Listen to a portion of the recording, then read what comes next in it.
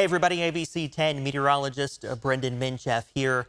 We have quite the week ahead next week when it comes to weather. I'm tracking both extreme heat, the hottest days we've had so far this year by several degrees. Potentially the hottest will be at all this year. We'll have to wait and see if that's the case or not. And then in addition, we are upping the fire danger. We've now got a red flag warning across the Sacramento Valley, including Sacramento and out through the Delta as well. So we're going to break this down into two parts, and the first part is going to be heat, and the second part is going to be fire, but they both have to do with this high pressure that's building in. So through the weekend, we are sitting in between two different high pressure systems.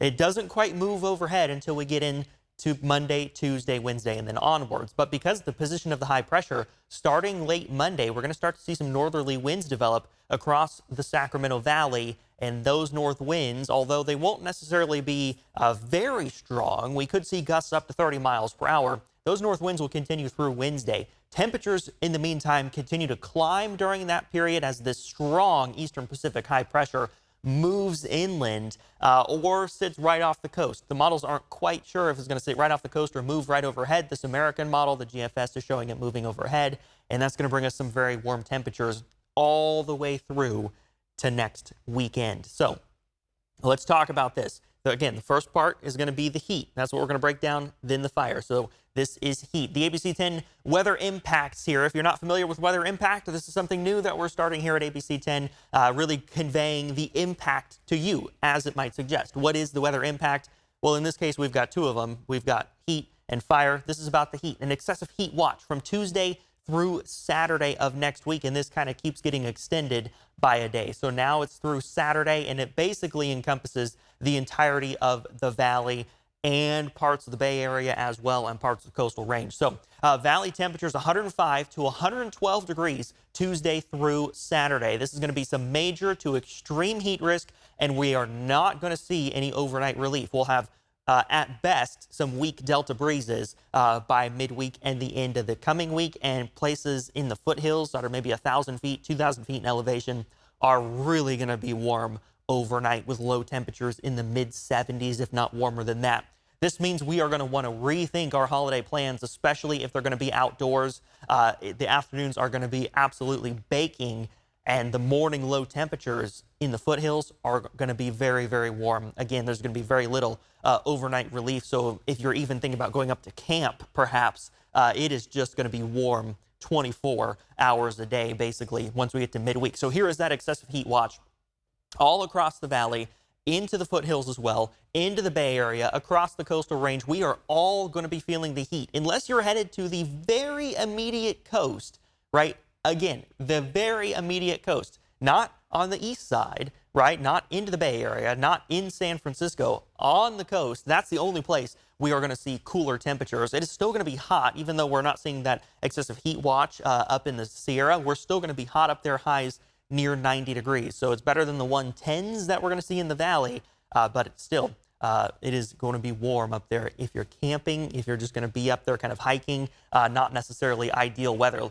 Look at the departure from normal through the week. The red coloring indicates at least 10 degrees above average, and we hit that Monday, Tuesday, Wednesday, Thursday, and Friday, and potentially even Saturday and beyond as well. Monday, 103 degrees. Tuesday, 108 degrees. Wednesday, 111 degrees. Wednesday, likely the hottest day of the next 10. And then Thursday and Friday, we're going to be about 105 degrees. And Thursday, of course, is the 4th of July. The average high for the time of year is 93 to 94 degrees. And you can see we're going to be way above that for the coming week. This also means that our heat risk is increasing, right? We have moderate heat risk for Monday, high temperature 103 degrees. We'll have a delta breeze a little bit for Monday evening, which will help to bring some relief. That's why it's moderate. But then Tuesday, we go into that major heat risk with a high temperature near 108 degrees. We are not going to have that overnight recovery. So we are going to see that extreme heat risk kick in for Wednesday and continue through the end of the week. Even though high temperatures Thursday and Friday are not as hot as what we'll see Wednesday and even Tuesday, because we will not have the overnight relief to bring cooler temperatures, literally relief overnight, that's why we see that extreme heat risk. And this is especially true in the foothills, where look at these forecast low temperatures. Tuesday, 75, Wednesday, 76, Thursday, 76. Of course, these will vary by location, but generally our foothill lows are going to be in those mid to upper 70s for most areas by the time we get to the middle and end of this coming week, which is why we've got that extreme heat risk. Just as an example, this is Thursday, so the 4th of July, and you can see the Delta-influenced areas, even though we're not going to have strong Delta breezes, just even a little bit of a breeze through the Delta can help lower those temperatures and can help lower temperatures overnight. But once you get up a little bit in elevation, you don't get that relief, you don't get that cooling, and that's especially true in the upper Sacramento and upper San Joaquin valleys as well. So the purple is that extreme heat risk, and you see that in the foothills like we talked about, right, where those warm overnight temperatures will remain, even into some of the lower foothills, Modesto in that major heat risk, and then also coastal range foothills that kind of border the valley, right? That we're going to see that extreme heat risk there as well, because we will not see the cooling. So this is a long duration heat event. If you're going to spend time out in the sun, make sure you're wearing that sunscreen, that you're taking shade breaks, and that you're drinking plenty of water before, during, and after, because it's going to be very, very hot out there. 110 degrees. We don't always hit 110 degrees in Sacramento. Since 1990, we've only done it 10 years, right? Only 10 years since 1990 have we had at least one day with a high of 110. So we don't always get there. This is extreme heat, even for Northern California. So make sure you're drinking the water, you're taking breaks in the shade, and you're wearing that sunscreen, and wear the sunglasses too, especially if you're going to be out on the water. That sun is going to be bright, reflecting off the water. Now, this heat coincides with the 4th of July. 108 on Tuesday, 111 Wednesday, 105 on Thursday, as we talked about. This is why I say you're going to want to rethink some of your holiday plans. I know a lot of us probably plan to be, or intended to be at least, outside doing things out on the water, out on the beach, camping. I mean, there's any number of things to do in Northern California. That's one of the benefits of living here. But unfortunately, it is going to be very hot, significantly hot, dangerously hot, especially from 11 a.m. to 8 p.m. Tuesday through Saturday. That's when that excessive heat watch is. That's what we've got, that excessive heat. Like we talked about, highs between 105 and 112 degrees across the valley. You're going to want to limit that time outdoors. That's your weather impact as it relates to the heat. But like I said, we're not just tracking heat, we're also tracking critical fire danger. So here are your fire headlines. That red flag warning, which includes Sacramento, the Sacramento Valley, and the Delta. That's Monday night through Wednesday evening. So this red flag warning coincides with the period of highest heat, right, on Tuesday and Wednesday. So those temperatures near 110 degrees. Relative humidity values will be very low, 5 to 15%, and we're not going to see that overnight recovery. So just like we're not going to see temperatures recover overnight, right, with the relief from the Delta, we're not going to see, likewise, that humidity recover overnight either. At best, maybe 25 to 30% recovery overnight. And again, that has a large part in us not getting the Delta breeze. It doesn't bring us cooler temperatures, doesn't bring us the more moist air either. Northerly wind gusts will be up to 30 miles per hour in the valley and in the Delta, which is why we've got that red flag warning. So this is unfortunately what we might call a triple threat, where we have the winds, we have the relative humidity that's very low, and we've got very hot temperatures. If you think back a couple weeks ago when we had several fires break out, we had the previous red flag warning in the valley. We were kind of saying the silver lining is, even though we had the wind and the low relative humidity, the silver lining was it wasn't hot. We were only in the upper 80s, low 90s, which was below average for the time of year. In this instance, what we will have next week is all of the above. Critical fire danger because of the wind, the humidity that's low, and the very hot temperature. So I can't stress that enough.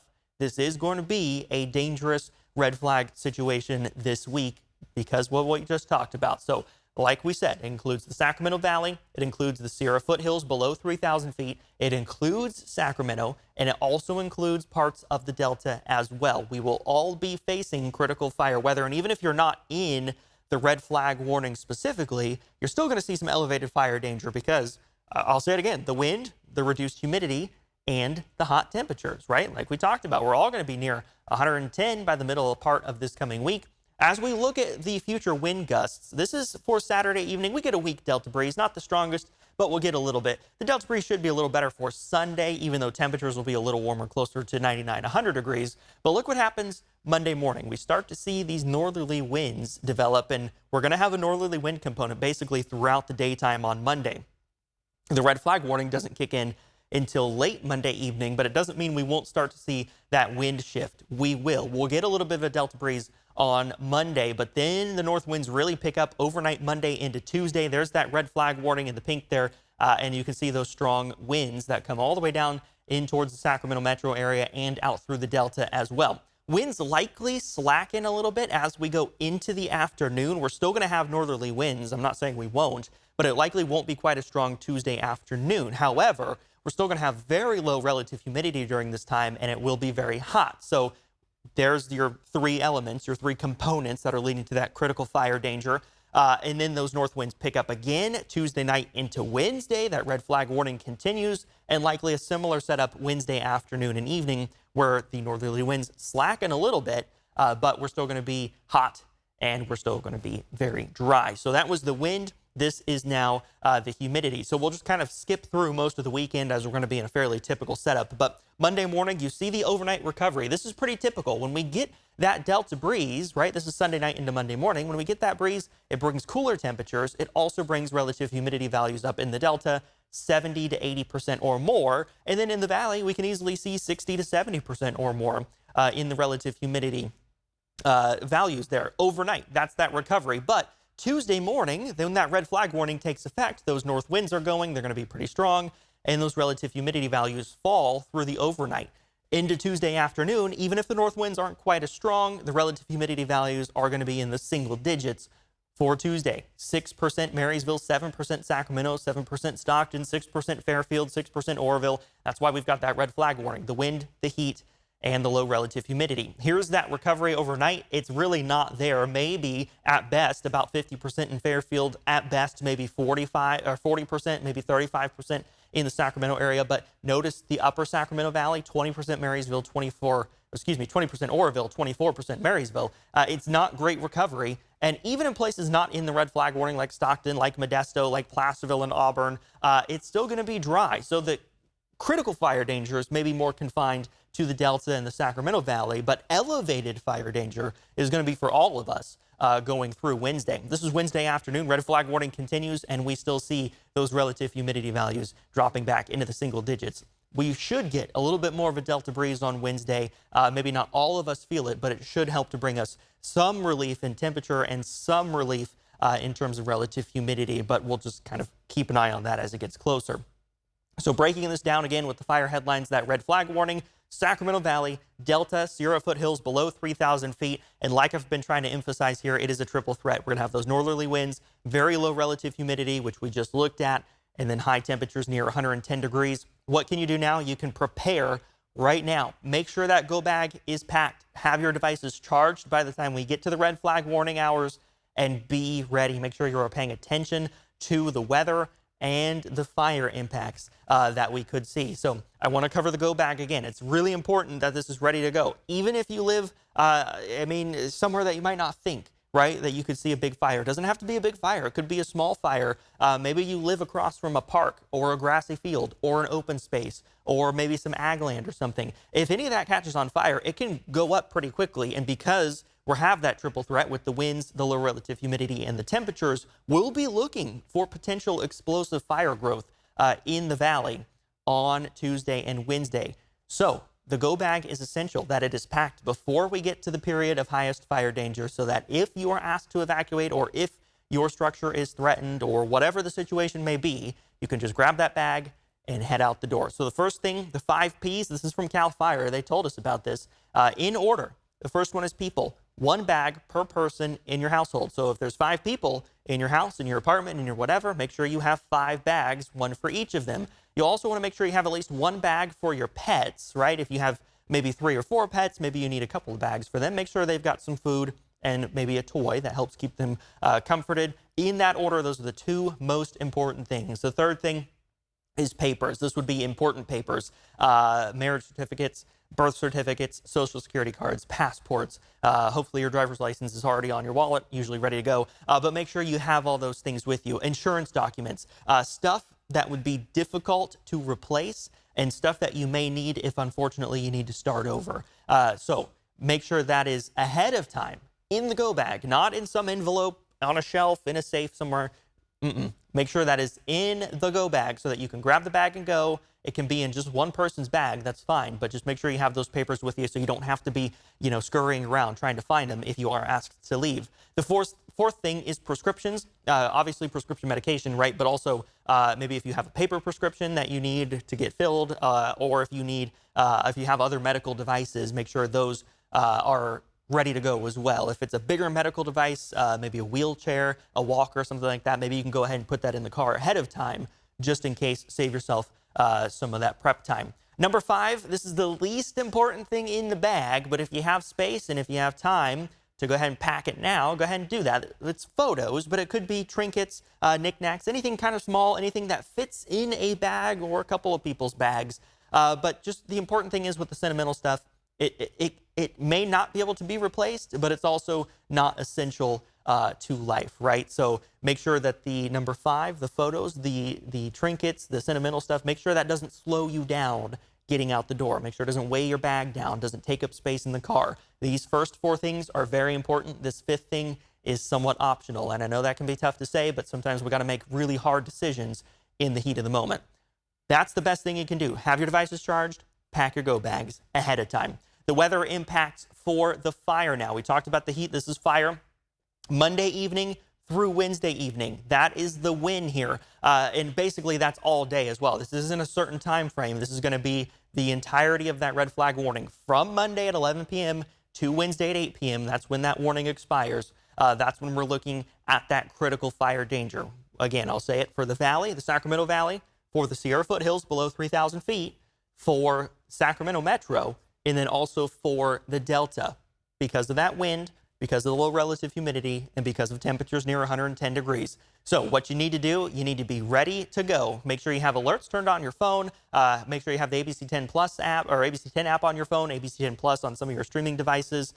Make sure you have a way to get alerts. Reverse 911 is an option. Just make sure your devices are charged so you can get these alerts on your phone and you are able to be staying aware of what is happening with regards to the weather, because we are going to have extreme heat and a critical fire danger as well. Through the weekend, highs are going to be seasonally warm to hot. Monday, we really start to see that warm up. We're going to be between about 100 and 105 in the valley. Winds pick up Monday evening. Tuesday and Wednesday, the period with that red flag warning, with the critical fire danger across parts of Northern California, elevated everywhere else, but also the hottest days of the next 10, 108 degrees and 111 degrees respectively. So we'll say we'll be between about 107 and 112 or 113 across the valley Tuesday and Wednesday. It's going to be very hot. Again, the hottest days that we'll have so far this year, potentially the hottest we get all year. Only time will tell. But also I want to point out the morning low temperatures in the valley. 71 to wake up Tuesday morning, 70 waking up Wednesday morning, 70 waking up Thursday morning. It's going to be a warm start, and it's going to be a very hot afternoon. Continuing on, the 4th of July, 105 with morning low temperatures still in those upper 60s and low 70s in the valley. 105 Friday as well. The only thing, I'll add that there's really good model agreement in all of this up to about Friday. Once we get into the weekend, then the models start to diverge whether we're going to continue with this stretch of triple-digit heat or if we're going to kind of moderate a little bit and go back into those upper 90s. I'm keeping us in the triple digits through this coming weekend and likely the start of the second week of July as well, but that's a little more uncertain. Again, everything out to Friday has great model agreement. We really feel good about what's happening. We'll fine-tune the temperatures and the fire danger over the next several days. But we know that this is coming, right? A warning, the red flag warning, means we know this is coming, and the excessive heat watch that we talked about means conditions are likely to occur. And at this point, the models have been consistent for about a week now. We are going to see temperatures near 110 for at least a couple of days, between 105 and 110, basically, for the rest of the work week. So stay with ABC 10. Thank you for watching, by the way. I know this was a long one, but thank you for watching. Stay with ABC 10 on YouTube, on social media. You can also download the ABC 10 app on your phone, ABC 10 Plus app on your streaming devices. You'll get the very latest forecasts, news, information as it relates to the weather and more if you would like. Thank you for watching. Again, stay safe out there and stay with us.